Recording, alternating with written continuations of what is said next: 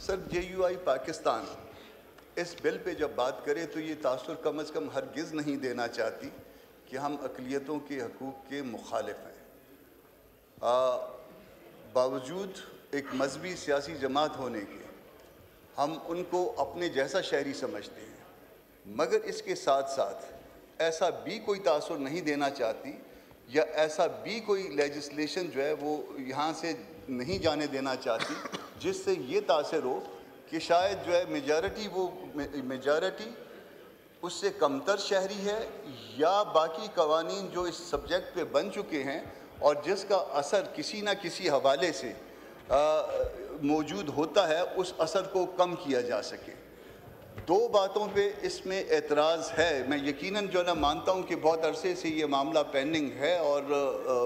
In presence of a judgment of supreme court یہ pending ہے، مگر اس لیجسلیشن کو جس نے بھی ڈرافٹ کیا، ممکن ہے غلطی سے یا ممکن ہے جان بوجھ کے، دو چیزیں اس میں جو ہے نا وہ بہت قابل اعتراض ہیں۔ ایک سیکشن 35 سر، سیکشن 35 اس کو اگر ذرا دیکھیں گے، پہلے اس کو سیکشن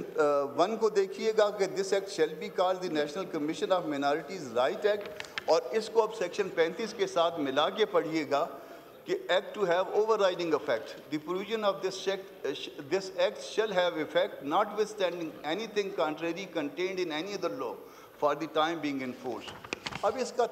اثر کیا ہوگا سر؟ جب آپ اس کو کر دیں گے تو ہوتا یہ ہے کہ جو ریسنٹ قانون سازی ہوتی ہے یہ اس وقت یہ ریسنٹ ہوگی، آج اگر یہ فرض کریے یہ ساؤتھ سے اس جوائنٹ سٹنگ میں پاس ہو جاتا ہے اور صدر ریسنٹ کر دیتے ہیں تو یہ ریسنٹ ہوگی، اور اس کا اثر یہ ہوگا کہ اس سے پہلے جتنی لیجسلیشن ہو گئی ہے یہ اس کے اوپر اوور رائڈنگ افیکٹ رکھے گا، اس کے اوپر فوقیت رکھے گا۔ تو فوقیت میں وہ جو اینٹی قادیانی آرڈیننس 1984 کا ہے اس کے اوپر بھی اس کی فوقیت آ جائے گی۔ عدالتوں میں ایک ایسی بحث شروع ہو جائے گی، ایسا مسئلہ شروع ہو جائے گا جو ہم سب کے لیے پرابلم کریٹ کرے گا۔ تو میری تارڑ صاحب سے بات ہوئی ہے، اعظم تارڑ صاحب سے متوجہ ہوں، اور انہوں نے بھی گو کہ اس میں ایک تجویز کی ہے امینڈمنٹ کی، مگر میرا خیال ہے کہ اس سیکشن کو، سیکشن 35 کو ایز اے ہول اومٹ کرنا ہوگا۔ جب ایز اے ہول اومٹ کریں گے اس کے بعد کی سیکشنز کو ری نمبر کر دیجئے تو شاید اس معاملے کا حل زیادہ آسان ہو جائے گا۔ اس کے ساتھ ساتھ ایک اور بات بھی ہوئی ہے، میں نے ان کی توجہ جو ہے مبذول کروائی ہے سیکشن 12 کے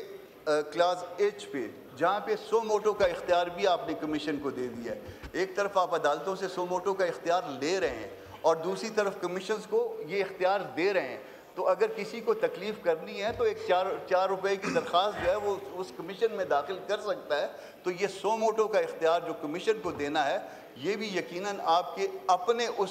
جو آپ نے ابھی امینڈمنٹس ریسنٹ امینڈمنٹس کی ہیں اس عمل کی منافی ہو جائے گی۔ تو یہ سو موٹو کا اختیار کمیشن کو دینا، عدالتوں سے لینا اور یہاں پہ دینا، یہ بھی درست نہیں ہے۔ تو یہ دو چیزیں کم از کم اومٹ کر دیں، تو یہ دو چیزیں اومٹ کرنے کے بعد جو ہے وہ اس کو کہہ سکتے ہیں کہ ہم قابل قبول ہو گیا ہے، اور اس پہ میرا خیال ہے کہ ان کو بھی کوئی اعتراض نہیں ہے۔